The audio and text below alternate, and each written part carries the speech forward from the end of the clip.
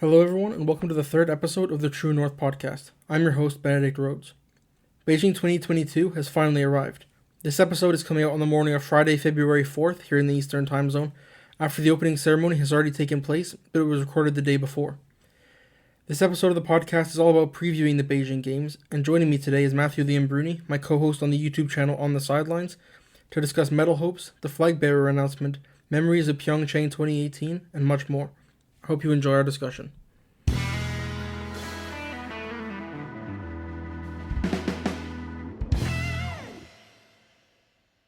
I'm very pleased now to be joined by Matthew Leombruni. Matthew, how are you? I'm doing well. How are you? I'm fine, thank you. As I said in the intro, this episode is all about previewing Beijing 2022. The games have finally arrived. Athletes have finally started competing in some sports as well, as we'll get to. But Tokyo 2020 was just a few months ago, Matthew. So how excited are you to already have another Olympics underway? Yeah, I'm very excited. I mean, obviously, this is it's anytime we have a new Olympics upcoming, it's obviously a very exciting time, especially if you're a Canadian who witnessed a lot of great moments in from last year's Tokyo Olympics, and I think we're expecting to see a lot more podium finishes for Canada at these upcoming games. For sure. And as I mentioned, Beijing 22 is technically already underway. The opening ceremony, before the opening ceremony, sorry, with curling, women's hockey, freestyle skiing, among some of the events to do like preliminary rounds of their competitions. What have you made of Canada's performances so far? Like they're 1-1 in the mixed doubles and a huge win over Switzerland in hockey as well. Yeah, well, I mean, the women's ice hockey, I mean, the hockey team like dominates Switzerland, which, I mean, I wasn't expecting like a 12-1 final, which was a very amazing way for Canada to start the tournament. Of course, these women are trying to fight back the for the gold after the U.S. Took it from them essentially in the Olympics 4 years ago in Pyeongchang. So I think it was a great way for Canada to start. I think Sarah Fuller had two goals, if I'm not wrong. So, and at least in the first period too. So she's already been great. Mary-Philippe Poulin, of course, is on the team. Spooner, and of course, a lot of great players are on this team. And obviously, also too, coming off of a women's world championship win and beating the States in the gold medal game last year. So, yeah, I mean, a lot of expectations for Canada, obviously, but yeah, what a way to start for them. For sure. And you mentioned they want to beat the Americans. You mentioned that they lost in a shootout in 2018. And unfortunately, the Americans have been dealt a pretty big injury with Brianna Decker out for the tournament already after just the first game with a bad injury. Uh, but as you said, Matthew, both of those teams, hockey and curling, both of them have the expectation, right, of winning gold and of being realistic shots at being medal contenders. How important do you think it is to get off to a good start and enter the rest of the competition on a high like this? Yeah, I mean, I think it's definitely important to have a good start. I mean, if we're talking about Rachel Holman and John Morris, they have had a shaky start to say the least. I mean, obviously starting off the tournament with the loss to Great Britain. I mean, obviously I know you're excited about that, but I mean, having lost to Great Britain to start the tournament was kind of tough for them. Obviously, you got nine more games after that to play, of course. So they did bounce back with a narrow win against Norway on Thursday morning Eastern time. So yeah, we'll just have to see. I think it's just about bonding together and just trying to be on the same page essentially to have success. And elsewhere in the preliminary competitions, Mikhail Kingsbury and Justine Dufour-Lapointe, two former Olympic champions in the moguls, they're both through the next round as well. How excited are you to see Mikhail Kingsbury and see if he can keep up he's a legend in moguls, right? Like how excited are you to see him, Yeah, kind of hopefully keep that up? yeah, no doubt. I mean, he's had obviously a great, an amazing career, and obviously has two medals under his belt. Um, and I think solidifying himself as one of the greatest skiers we should say in history. I mean, obviously, like having another gold or silver would, I think, make him one of the greatest mogul skiers, maybe not just in Canada, maybe in the world. And yeah, I'm just excited to see what he brings. Obviously, he was already in first place in the qualifying round, and yeah, I'm just excited to see what he brings to the table. Yeah, for sure. I think he's 100 podiums, I believe, in his World Cup career and 70 wins or something ridiculous. And a second Olympic gold for sure would put him, I think, above Alexandre Bilodeau for sure in terms of Canadian mogul skiers. But I think if he's not already the best mogul skier in the world, which I think he is, I think Another gold would absolutely, I think, secure that legacy forever. Yeah, no doubt. Who else do you think are some medal contenders for Canada? Like, give us a couple names, maybe of people you're keeping an eye on ahead of these Olympics.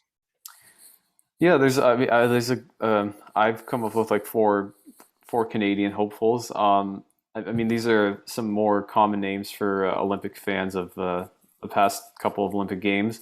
Um, for example, obviously, Mikhail Kingsbury is one of them. There's Max Perot, who's obviously a huge medal contender for Canada in snowboarding. So excited to see what he brings. Jennifer Jones, who's competing in the women's curling. It was a little disappointing for the Canadians not to get gold in the last Olympics. I think coming back into these games that obviously their kind of mindset is gold or but like obviously bust. But I mean, hopefully they bounce back in a great way in these Olympic Games. And I also have Charles Hamlin in short track, who's had an amazing short track speed skating career, and again, like the three names I've already listed, has a lot of expectations ahead of these games in Beijing. And yeah, we'll just see what he brings. Yeah, those are all good names, and we'll get to Charles Hamilton in a minute as well. Let's talk about the flag bearer announcement. But yeah, those are all great names for medal contenders. I'll also add Cynthia Appia and Christine De Bruin in the monobob, which is a new sport for Beijing. They're both I think they're 1 and 2 or 1 and 3 or something in the World Cup standings this year. So they'll definitely both be in contention for not only gold but maybe both finishing on the podium as well. Cassie Sharp as well in the skiing, freestyle skiing. She also won a gold last time out, and she had a pretty bad injury last year, I believe. But yeah, she'll also definitely be in the medal conversation as well. Um, and also Justin Cripps as well from the two-man bobsleigh and the four-man bobsleigh. He shared the gold medal in 2018 in the two-man bobsleigh, which I think is probably pretty rare for a sport with such small margins like that. But yeah, what do you remember about the? Let's go back a bit in time, I guess, to the 2018 Olympics. What do you remember about those games and maybe some lasting memories from Pyeongchang? Yeah, I mean, obviously, we talked about it already, but the heartbreak for the Canadian women's hockey team to lose in a shootout against their rivals, the States, of course. Um, and also, Kim Bhutan, I think I'm pronouncing her name right. She won three medals in the 2018 Olympics in short track, and obviously that was a great moment for her and Canada. And also, I mean, just a lot of exciting hockey and curling, and even as we were talking about before, mixed doubles with John Morris obviously coming back for 2022, but of course in 2018 winning gold was another exciting moment for a sport that was making its debut in mixed doubles in the Olympics, and what a way for Canada to start out the history of mixed doubles in Olympics there. Yeah, for sure. And like you said, they'll want to try and repeat that with this time is with Rachel Holman, last time was with Caitlin Laws. But you said, yeah, I mean, definitely he'll definitely be looking to do that.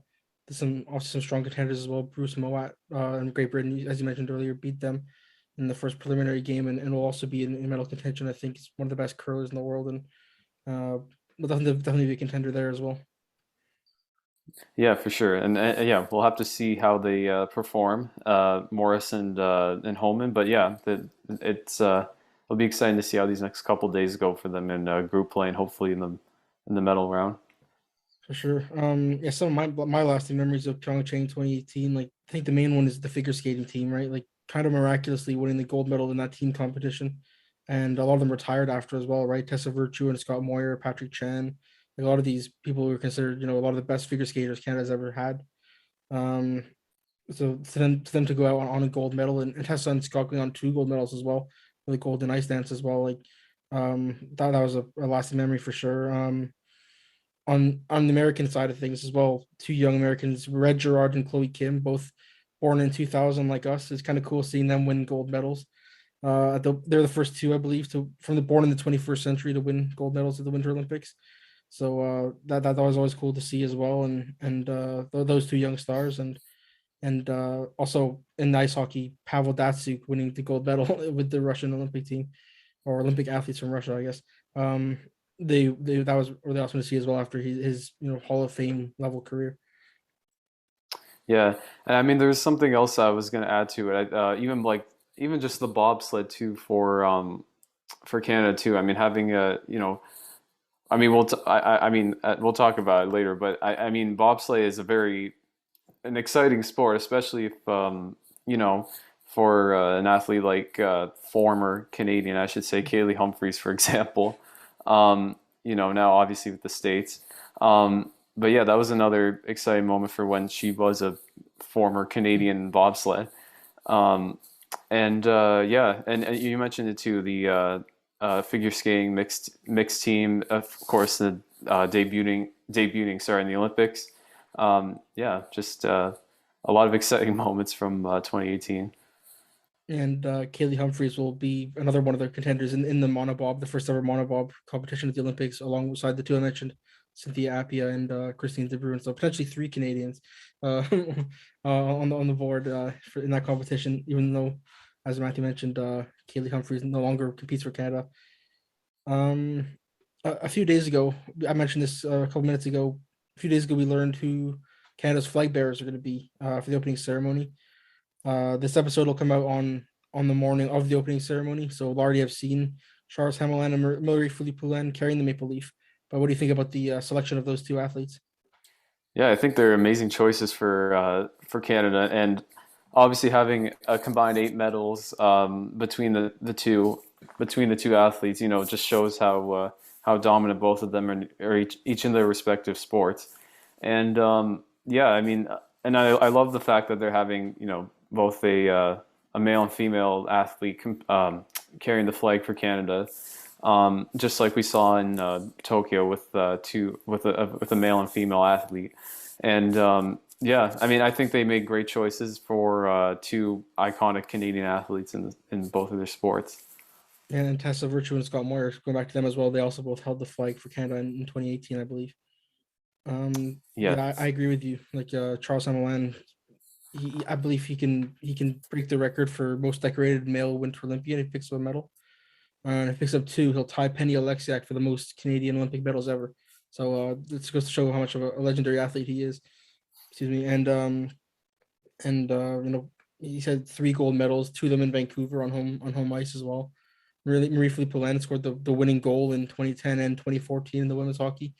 So she knows how to win golds and a shootout loss in 2018 as well. And so she could have been a three-time gold medalist. And yeah, definitely two legendary athletes for sure. yeah, no doubt. Very, very already implemented in Olympic history. For sure. Any early predictions for the closing ceremony? I mean, obviously a lot can change in 2 weeks, but do you have any kind of early guesses, I guess, for who might be kind of in that fold? Oh man, that's I mean, there's obviously a lot that can happen these next 2 weeks, but if we're talking about closing ceremony flag bearers, I think right now I gotta say Mikhail Kingsbury has got to be one of them. Um, hmm. Maybe Jennifer Jones. If I think if they can have a successful Olympics, maybe winning gold, silver, we'll see what happens. But I think maybe that those two might make a good some great closing ceremony flag bearers. Um, even obviously having Charles Hamlin again would be great, but I think you want to mix it up, obviously. Yeah. Um, yeah, but I think that right now, given what we know obviously about these athletes and how successful they both are, I think right now I could say those two athletes. And actually, no, I should also add Eric Stahl from the from Team Canada, the captain for the men's team. If hopefully they get back to their gold medal ways. But yeah, maybe even Eric Stahl. I mean, imagine like having him as a flag bearer for Canada after hopefully winning gold for the country. Just I guess a couple of considerations there. Yeah, those are also some great names, but as you mentioned, right, a lot can change in 2 weeks. So there'll be some new stars who emerge at these Olympics, of course. There's a lot of names who aren't known yet, but will be household names, I guess, in a couple of weeks' time. You mentioned Eric Stahl and the men's hockey team. What do you think the expectation is for them? Obviously, Russia has their KHL All Star team essentially here again, and in Canada, obviously, another teams can't bring their NHL players. So, do you think Russia is one of the favorites here, or do you think another team can upset them? Yeah, I mean, first off, I mean, I was kind of devastated that we weren't going to have NHL players at the games. Obviously what the league was going through with COVID and all those issues was, that sort of brought the reason to their decision. I think right now, I think it's going to be a three-way race between Canada, the States, and Russia. Um, of course, Russia, or I should say, Russia Olympic Committee has KHL players on their team, and KHL players are obviously phenomenal. And as you mentioned, they did win gold in 2018, so they're obviously looking to keep their gold medal in their hands. But I think if Team Canada can build the chemistry with Owen Power, Mason McTavish, Eric Stahl, of course, as their captain. I think if they all can have a great just have how should I say this, like have a great Olympics all together and be successful. I think they can hopefully get gold back from the state. Or I should say Russia, not the States. Yeah, I agree. I think it is an uphill battle. I think the Russians or the Russian Olympic Committee will be good, but I agree. Canada, they can always cause problems, right? Like I think Canada and the United States and Russia are kind of lucky in how deep they can have their player pool from. Right, like I think other countries, maybe like teams like Finland and Sweden, for example, are going to really miss their NHL players. I think more than Canada or the United States will. But at the same time, obviously, those leagues, the Swedish Elite League and the Finnish League as well, like those leagues also obviously do produce good players as well. And if you listen to episode 2 of the True North podcast, my guest Luke Garrison, he kind of said like, um, how I don't know how the NHL players might actually also be good for the smaller countries because now there's more of a maybe less of a gap in talent than there would have been if it was any NHL players versus players from Sweden or the Finnish leagues. Yeah, and I mean, I should also mention too that Germany did win silver in the last game, so maybe a team to look out for. I don't. I mean, I don't. I'm not too familiar with the German roster, but um, you know, another team maybe to keep an eye out for. Surprisingly, winning silver in the last Olympics, but yeah, I think right now, with any no NHL players in these Olympics, I think it's kind of wide open for maybe a three, four man race at this point. Yeah, absolutely. One other huge piece of Canadian Olympic news this week is that Canada and the Canadian Olympic Committee and the Paralympic Committee are interested in hosting the 2030 Olympics, so bringing them back to Canada, bringing them back to Vancouver and Whistler specifically, with an Indigenous-led bid for the Games. What do you think that would mean for Canada and sports in this country after all the successes of Vancouver 2010 to bring it back again in 2030?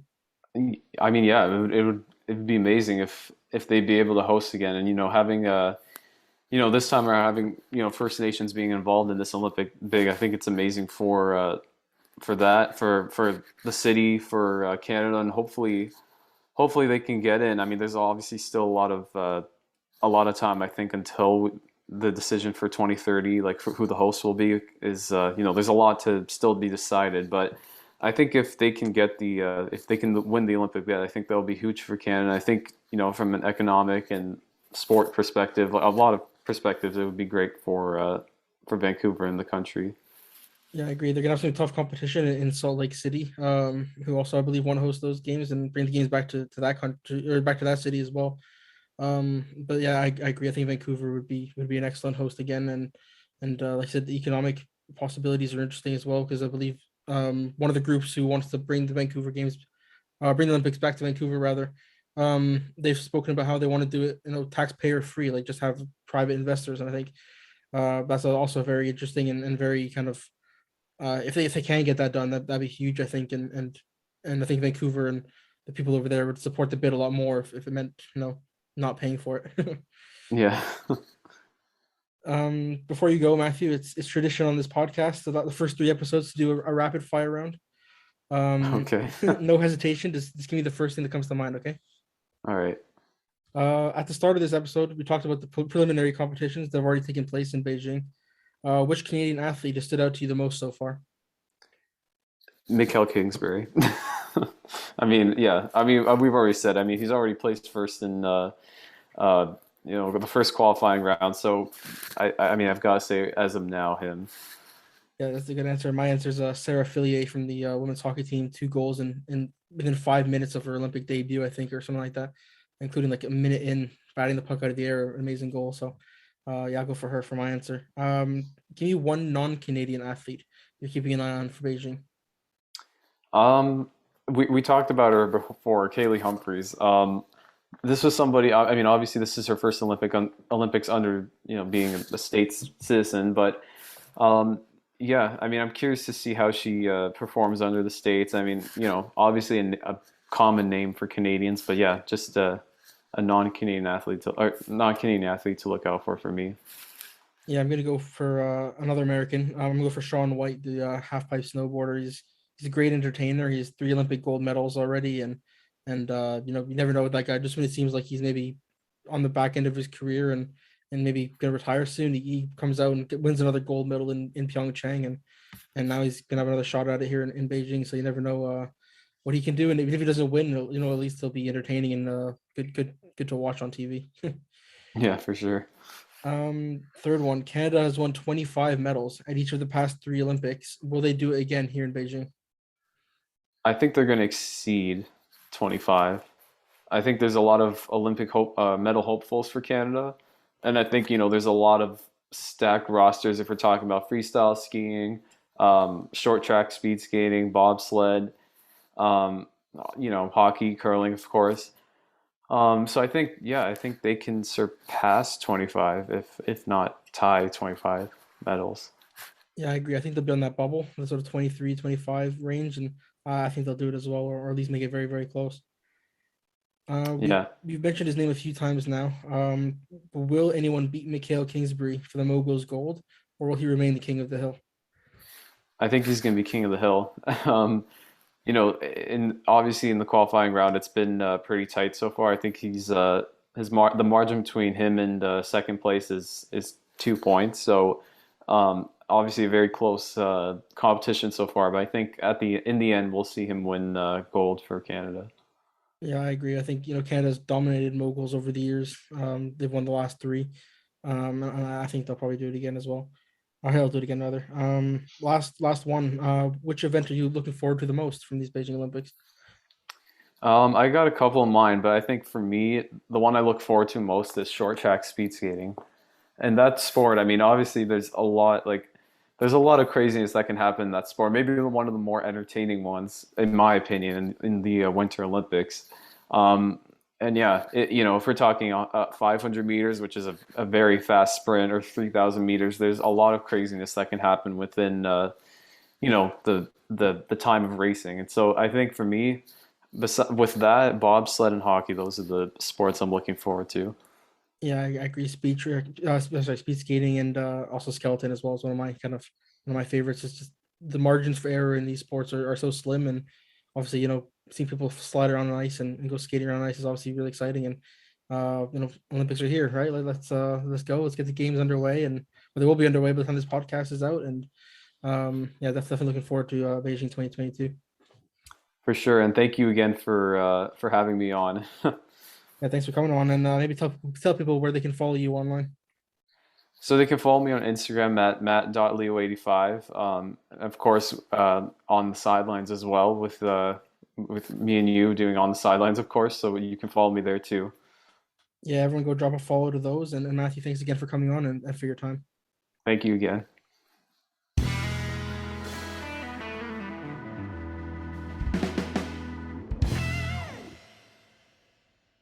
Thank you again to Matthew Leombruni for being the third ever guest here on the True North podcast. If you like this and want to be the first person to listen to future episodes, as well as receive all new written stories directly into your inbox, you can subscribe for free at truenorthsports.substack.com. And starting today, Friday, February 4th, there'll be daily recaps of all the Team Canada news in and around Beijing 2022. You can also follow True North on Twitter at TrueNorth_sports and on Instagram at TrueNorthSport. My name is Benedict Rhodes, and thank you again for listening to episode number 3. I'll see you again next time.